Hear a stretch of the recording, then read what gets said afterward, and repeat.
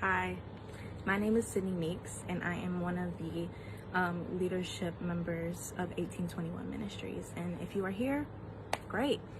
Right now, we are going through a phase of sharing our personal stories of getting to know each other through our team, our leadership team, and through our followers, which is you.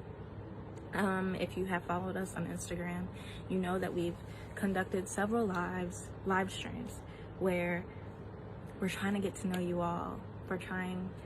We're making it available for you to get to know us. And so with this personal segment, we are going to be talking about personal stories with a scriptural foundation that got us through a difficult time.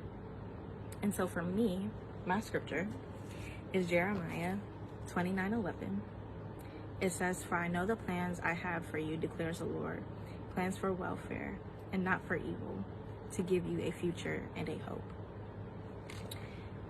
When I was 17, the summer before my senior year, when I turned 17, my mom sat me down and said that her and my dad's marriage wasn't working. And at this point, my parents had been married for maybe 21 years. And hearing that, I wasn't shocked, but I was deeply saddened. I wasn't shocked because of several events that happened before that I was witness to, that I kind of knew that my parents would eventually not be able to make it. And I was saddened because I immediately thought about my brother and my sister. They're younger than me. And as an older sibling, you always think of making sure your younger siblings are okay. And I deeply suppressed my emotions, simply being in protective mode. My mom eventually left our home, and I kind of became like a second mom, if you will, to my siblings. Not that my mom wasn't there, but when she wasn't there physically, someone had to do something. Someone had to have a motherly role, and my dad just isn't capable of that because he's a dad. So it was hard. Divorce is hard. And being over the older sibling, and if you know, then you know, but being an older sibling can be difficult, and even more difficult going through a divorce. And eventually I became angry and bitter towards my dad.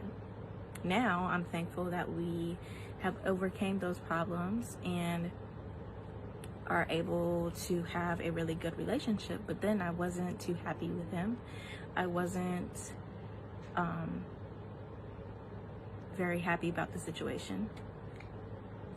But the scripture reminds me that just because my parents' marriage failed doesn't mean that mine is going to. And I think a lot of the times as Christians, we look at our parents and say, their mistakes are going to be my mistakes, or their mistakes are going to affect me in some way. And it won't if we don't let it. And God has created a plan for all of us, a good path, a path that is going to help us succeed and help us get farther through His will and glorify His kingdom. And so I know for a fact that whoever my future husband is, however my future marriage will be, it won't fail just because my parents failed. And over the years, my parents were able to create a beautiful friendship, a friendship like no other. They realized that their friendship was more important, and they didn't just remain friends or continue to be friends for the kids. They actually wanted to and genuinely wanted to. And so it's weird. My friends always say, how do y'all spend holidays together? How do you, spend holidays together, eat dinner together when they were in separate homes? And I was like, easy, because we choose every day to wake up to still love each other no matter what. And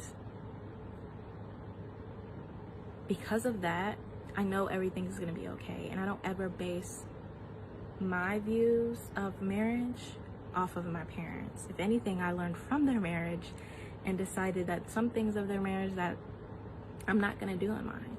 And so I take things that I go through as a learning lesson, and as a stepping stool to continue further along the journey and not forget them. I don't take it upon myself.